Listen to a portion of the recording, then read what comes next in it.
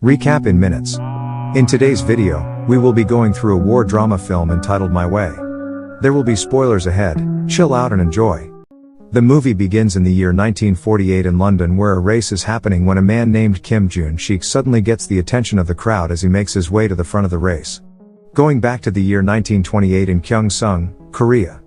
A kid named Tatsuo Hasegawa just arrived in Korea in a fancy car, and he sees the young Junkie running beside their car. Tatsuo is the grandchild of a soldier of the Imperial Army, while Junkie, along with his father and sister, is a worker on the Hasegawa farm. Junkie and Tatsuo became rivals in running as they grow up. They had their own victory against each other, but Tatsuo won the latest national high school marathon. The Hasegawa family celebrates Tatsuo's victory. While Tatsuo's grandfather is introducing him to everyone, a man hands Junkie's father a gift. He gives it to the old Hasegawa, saying that it's from the Japanese Minister of Defense. But to everyone's surprise, it's a bomb, and Tatsuo's grandfather died when he sacrifices himself for everybody. Angry, Tatsuo launches at Junkie's father, accusing him of killing his grandfather. Junkie stops Tatsuo, but his father got arrested. Afterward, the family leaves Hasegawa's place and Tatsuo threatens to kill them if they dare to show their faces again. The scene changes in the year 1938, Junkie is now working as a rickshaw runner. Meanwhile, Tatsuo, who's now a Japanese nationalist, swears that Koreans will never win any marathon again. It turns out that Koreans are banned from taking part in any sports event after finding out that Son Ki-young, the last Korean marathon champion, is part of the plan to kill Tatsuo's grandfather. When Junkie gets to the destination faster, his passenger pays him a lot, but to his surprise, the passenger knows his name. A friend of his calls him but gets distracted as Junkie's passenger pass by him. Recognizing the man, he can't utter a single word. The passenger, who turns out to be Son Ki-young, crashes Tatsuo's press conference and tells everyone that the Athletics Association is unjust for banning Koreans to participate in the tryouts. He says that the race with Tatsuo would be boring without Junkie. A reporter notices Junkie in the crowd. Junkie tries to leave, but his friend pushes him further to the center. Tatsuo and Junkie meet again and they challenge each other in a race. Afterward, Tatsuo is given the acceptance letter from Berlin Medical University, but he decides to stay to focus on his marathon career and wants to help in the war. His father tells him to think of other people before his country, but Tatsuo responds that he'd rather die than treat the Korean people that killed his grandfather. Meanwhile, Unsu encourages Junkie and hopes to see him enter the tryouts. Shortly after, Ki-young shows up and hands Junkie the Olympic tryouts entry form. His friend, Lee Jong-dae, is very happy for him and begins announcing to others that Junkie will participate in the race again, and the people cheer for him. The day of the marathon arrives, and Junkie's father picks the best shoes he can afford for him. Meanwhile, Tatsuo doesn't care about his parents watching him race. Tatsuo shows up first to the finish line, followed by another racer. But the Koreans got their hopes up after seeing that Junkie is catching up. The other racer starts bumping into him, but he's the one that trips and Junkie wins the marathon. However, the champion medal is awarded to Tatsuo, and this leaves the Korean audience, even Tatsuo and his parents, surprised. The Korean audience starts protesting about the results. The announcer tells everyone that Junkie is disqualified for blocking the other racer, causing him to trip. Angry, Junkie goes to the stage and confronts the chairman of the Athletics Association.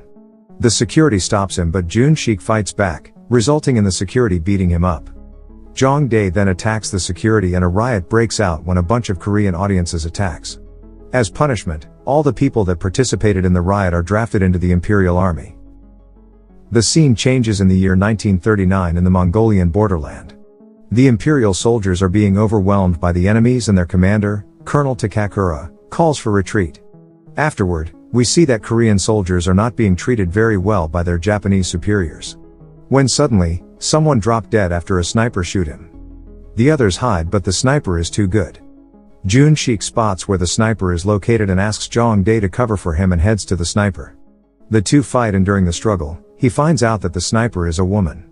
The other soldiers arrive and they capture Shirai, the female sniper. During their travel, the soldiers rip the family picture of Shirai and she starts crying. At their base, one of the Japanese superiors hit the Korean soldiers because only the Japanese died during the incident. Meanwhile, another officer is interrogating Shirai. It turns out that her family was killed by the Japanese, and worse, they raped her and her mother. The Japanese continue hitting Shirai and the Koreans when Colonel Takakura arrives and stops them. The next day, Tatsuo, who's now a colonel, arrives and takes the place of Colonel Takakura after he's been demoted for shamefully calling a retreat and punished to commit seppuku. As soon as Colonel Tatsuo takes command, he shows everyone his eagerness to fight the Soviet soldiers and insists that retreat is not an option for the Imperial Army. Afterward, we see Junkie gives back the family picture that he glued together to Shirai. The scene changes to Junkie and other Korean soldiers being called to be part of the suicide squad that will carry bombs to demolish the enemy tanks. However, Junkie bravely speaks out that he's not taking part in the suicide mission. Because of this disobedience, Junkie is beaten down and imprisoned with Shirai. They plan to execute him, along with other prisoners, tomorrow before they head out for the mission. Shortly after, Junkie's friends help him and Shirai escape. They all head to the river and plan to cross the border, but upon reaching the river, they see the Soviets coming to attack. But instead of going with his friends, Junkie runs back to camp to warn them. While on the run, a Soviet plane catches up and fires at him. Shirai suddenly shows up and shoots the plane down, however, she is killed in the process. In her dying breath, Shirai tells Junkie to go save his friends. Junkie manages to go back to the base and warns the Imperial Army, but Tatsuo refuses to call retreat and forces to continue the battle. Although they manage to take down several tanks, the Imperial soldiers are still fighting a losing battle as more enemy tanks arrive. Refusing to surrender, Tatsuo starts shooting the soldiers that are retreating and forces others to continue fighting. Seeing this, Junkie attacks Tatsuo and pleads with him to call for retreat, but he stops when another Japanese soldier hits him. After getting to his feet, Tatsuo grabs the bomb and drags Junkie as they face an enemy tank, but it fires at them, sending the two soldiers flying. Luckily, the two survive and they are imprisoned along with other survivors. They are taken into the Soviet Union prisoner of war camp. There, the soldiers are forced to an oath to serve the Soviet Union. Then, Tatsuo is ordered to step on the Japanese flag as proof of surrendering, but he instead picks it up and waves it proudly, causing the Soviets to punish him.